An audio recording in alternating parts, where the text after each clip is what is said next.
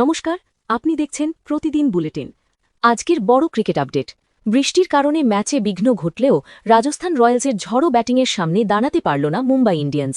ম্যাচটি শুরু হয় দেরিতে এবং কমে আসে ১১ ওভারে, কিন্তু এই ছোট ম্যাচেই তৈরি হয় এক রোমাঞ্চকর লড়াই, যা দর্শকদের জন্য ছিল একেবারে অপ্রত্যাশিত।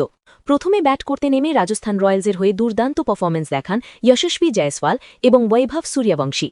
যশস্বী জয়সওয়াল মাত্র ৩২ বলে ৭৭ রান করেন, ১০টি চার ও ৪টি ছক্কা, স্ট্রাইক রেট প্রায় ২৪০। অন্যদিকে বৈভব সূর্যবংশী মাত্র ১৪ বলে ৩৯ রান করেন, ১টি চার এবং ৫টি ছক্কা।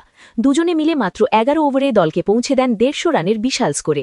এরপর রিয়ান পারাগ ১০ বলে ২০ রান করে ইনিংসকে আরও শক্তিশালী করেন। জবাবে ব্যাট করতে নেমে মুম্বাই ইন্ডিয়ান্সের শুরুটাই ছিল ভীষণ হতাশাজনক। রায়ান রিকলটন মাত্র ৮ রানে আউট হন জফরা আর্চারের বলে।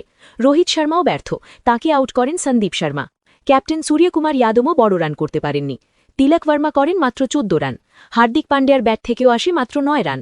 মাঝে শারফেন রাদারফোর্ড কিছুটা লড়াই করার চেষ্টা করেন, ৮ বলে ২৫ রান করেন, কিন্তু তা যথেষ্ট ছিল না। শেষ পর্যন্ত মুম্বাই ইন্ডিয়ান্স ম্যাচে ফিরতে পারেনি এবং রাজস্থান রয়্যালসের কাছে বড় ব্যবধানে হার মানতে হয়। এখন প্রশ্ন উঠছে, মুম্বাই ইন্ডিয়ান্সের বোলিং এত দুর্বল কেন? দীপক চাহার প্রথম ওভারেই দেন ২২ রান।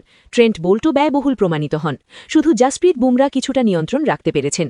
যদিও হার্দিক পান্ডিয়া বল হাতে কিছুটা ভালো করেন এবং শামস মুলানি গজনফর হিসেবে উল্লিখিত ছিলেন সবচেয়ে ইকোনমিক, সঙ্গে নেন ২টি উইকেট। এই ম্যাচ থেকে স্পষ্ট, মুম্বাই ইন্ডিয়ান্সকে দ্রুত তাদের বোলিং স্ট্র্যাটেজি বদলাতে হবে। এছাড়াও বড় প্রশ্ন, কবে ফর্মে ফিরবেন সূর্যকুমার যাদব এবং তিলক ভার্মা? এই ম্যাচ দেখিয়ে দিল, ছোট ম্যাচ হলেও টি-২০ ক্রিকেটে এক মুহূর্তেই খেলা বদলে যেতে পারে। এখন এখানেই শেষ করছি।